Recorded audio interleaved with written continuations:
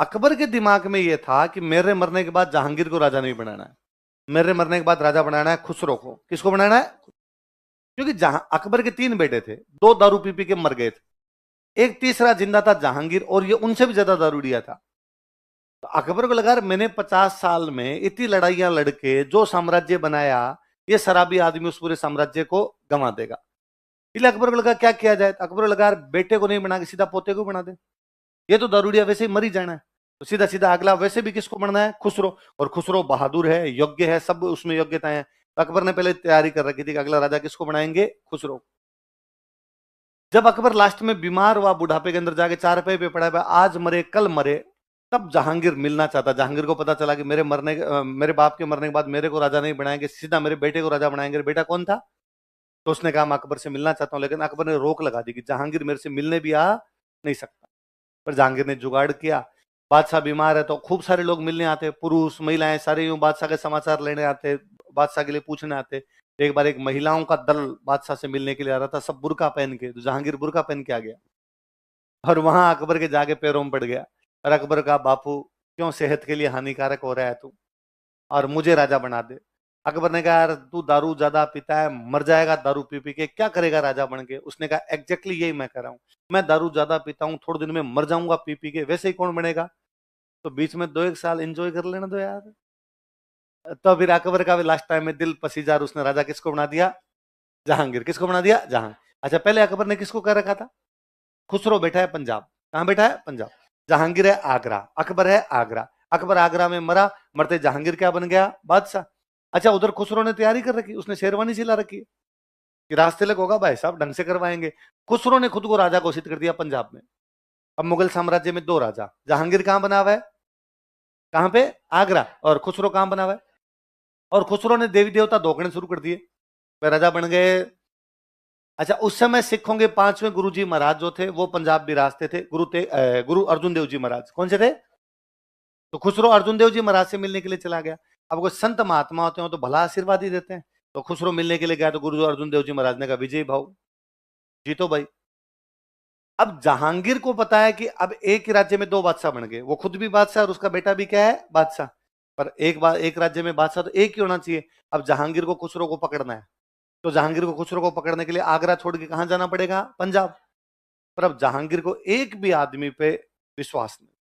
जहांगीर को लगे यदि मैं आगरा छोड़ के गया यार, इसको आगरा सौंप दूं, क्या पता है खुसरो से मिलकर आगरा पे कब्जा कर ले। ये यार इससे तो मेरी नहीं बनती, ये इससे भी मेरी नहीं बनती। फाइनली उसको एक आदमी पर भरोसा हुआ, वो आदमी कौन था? राय सिंह बीकानेर बैठा है, तो उसने राय सिंह को मैसेज किया कि जितना जल्दी हो जाए बीकानेर से आगरा। राय सिंह आगरा गया कि बता भाई क्या समाचार है। उसने कहा यार तू आगरा संभाल, मैं खुसरो को पकड़ने के लिए कहां जा रहा हूं? पंजाब। आगरा किसने? किसको?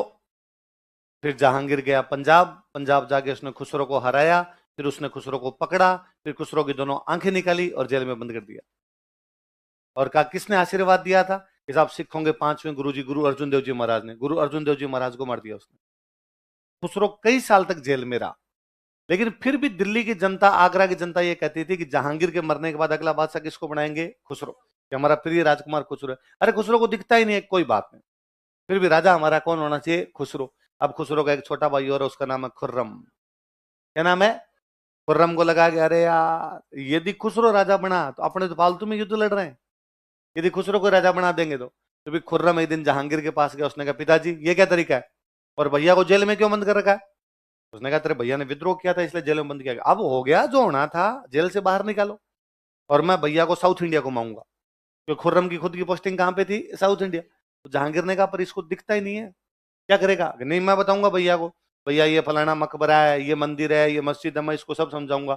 जहांगीर ने कहा भाई था भाइयों भाइयों में प्यार है, ले जा। फिर खुर्रम खुसरो को लेके गया साउथ इंडिया, ले जाके मार दिया। बाप ने निकाली आंखें, भाई ने। खुसरो बेचारा बदनसीब व्यक्ति था है?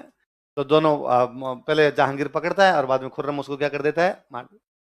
जैसे अभी हमने थोड़ी देर पहले पढ़ा कि बिट्ठू सुजा कहते हैं कि जो लूणकरण है वो दानवीर आदमी था, इसलिए क्या हुआ कलयुग का। और राय सिंह कहते हैं कि राय सिंह वाकई बड़ा दानवीर आदमी था।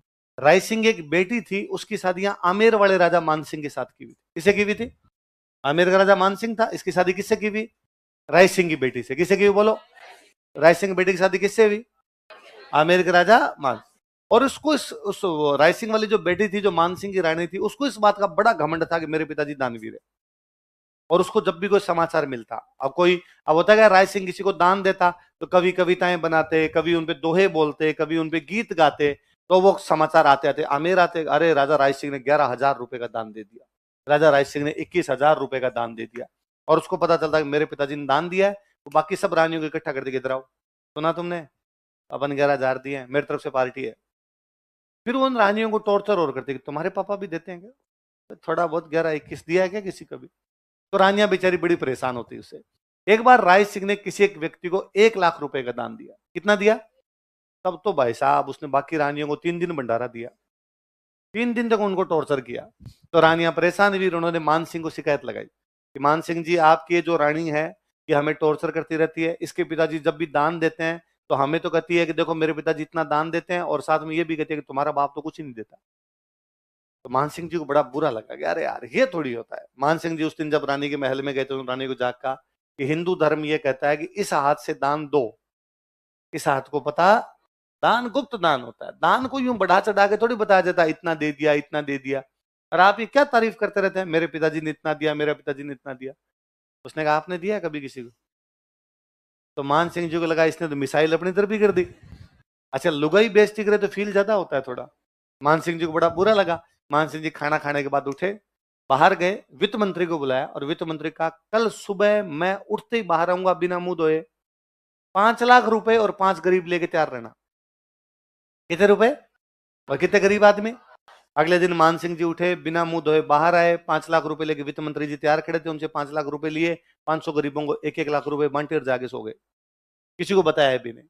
पर ये खबरें कहाँ छुपती है, वो 500 गरीब पूरे शहर में जाके, क्या अगर राजा हो तो राजा मान सिंह जैसा हो, सुबह सुबह कितने का दान दिया है? 5,00,000 का। और भाई साहब बिना मुंह धोए निर्णाबासी बाहर आया था और बाहर आके दान दे के गया। अब चारों तरफ चर्चा है कि दानवीर हो तो कैसा हो, राजा मान सिंह जैसा। अब ये बाकी रानियों को पता चला, बाकी रानियों ने उस रानी के महल के बाहर खड़े होकर बातें करनी शुरू की कि राजा हो तो राजा कैसा हो, जिसने कितने का दान दिया है? 5,00,000। फिर कोई एक आधी रानी कहती कि वैसे सुना है थोड़े दिन पहले किसी ने लाखें दिए थे। 5 तो 5 होता है भाई, 1,00,000 तो कोई दे सकता है, लेकिन 5,00,000 हर कोई। इतने में कोई दूसरा रानी के सुना है वो 1,00,000 दिए थे, तब लोगों ने 3-3 दिन पार्टियां कर दी थी। अब वो रानी अंदर बैठी बैठी यूं गुस्से के अंदर गया, अरे आज तो गजब ही हो गया। दोपहर तक तो अंदर बैठी रही, दोपहर के बाद बाहर आई, बाकी सब रानियों का आओ मेरी तरफ से पार्टी है। आज किस बात की पार्टी? उसने कहा इस दुनिया में 2 ही लोग दान दे सकते हैं, या तो मेरे पिताजी या मेरे पति।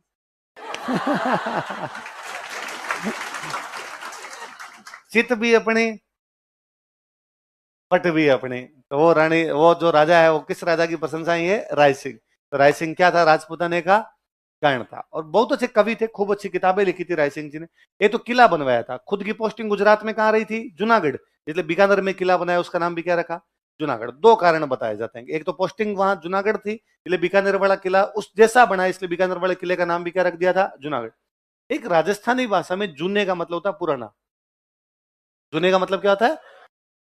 बीकानेर की स्थापना करने वाला राव बीका, तो राव बीका ने छोटा मोटा किला तो बना लिया था, राय सिंह उस किले को विस्तार देता है, तो पुराने वाले किले को विस्तार दिया गया, जूनेगढ़ को भी बनाया गया, इसलिए नाम ही क्या पड़ गया उसका? तो बीकानेर में कौन सा किला बनवाया था? अब राजा को तो टाइम मिले नहीं, राजा तो देख लो कहां कहां लड़ रहा है, काबुल, कंधार, ठट्टा, बलूचिस्तान। तो राजा ने अपने एक मंत्री को कहा कि भाई तुम ये किला बनवाओ। उन मंत्री जी का नाम था करमचंद। क्या नाम था? राय सिंह लिए कहते हैं कि राय सिंह आंसू कवि था। कैसा कवि था? क्या होता है आंसू कवि? जिसकी कविता को पढ़ के आंसू आ जाए। ब्रेकअप सॉन्ग, चन्ना मेरिया, क्या होता है आंसू कवि?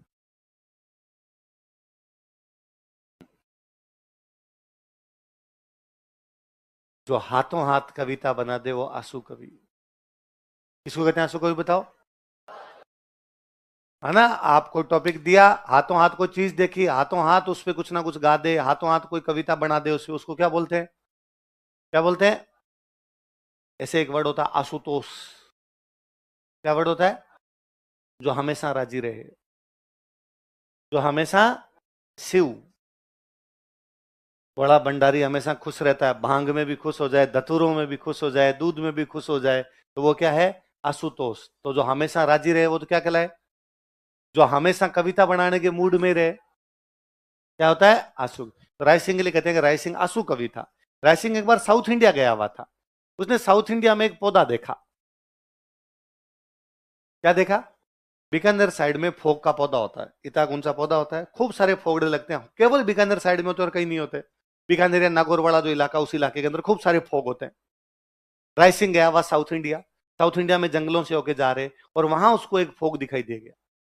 तो राय सिंह को लगा यार ये तो अपना पौधा है, यहाँ साउथ इंडिया में क्या कर रहा है? तो राय सिंह उस पौधे को देख के उस पौधे पे दोहा बनाता है, उसको बीकानेर की याद आती है। तब वो उस फोग को देख के कहता है, तू सैंत देसी रूखड़ो, बोलो देखे। रूखड़ा मतलब पेड़ पौधा, सैंत देसी एकदम देसी, तू हमारे देश का है, तू सैंत देसी रूखड़ो, तू एकदम देसी रूख है, हमारे देश का है। मैं परदेसी लोग, बोलो। हम तो खुद ही प्रदेश में आए हुए हैं, ये हमारा देश ही नहीं है, साउथ इंडिया में हम तो प्रदेश में आए हुए हैं। तू सैंत देसी रूखड़ो, मैं परदेसी, माने तो अकबर भेजिया, बोलो। हम तो प्रदेश में इसलिए आए क्योंकि किसने भेज दिया? तू क्यों आयो फोग, तेरे को किसने भेजा, तू क्यों आया यहाँ पे? तो कि भाई फोग के पौधे को देख के भी राय सिंह को वहां पे क्या याद आया था? बीकानेर याद आया था, इसलिए उसने क्या कहा? तू सैदेसी रूखड़ो, मैं परदेसी, माने तो अकबर भेजिया, तू क्यों आयो फोग। तो किस पौधे को देख के? बीकानेर में उस समय भी क्या चल रहा था? टीवी पे कह रहा था, जनाब बाप की तरफ क्या चल रहा है कि हमारे तो यहाँ पे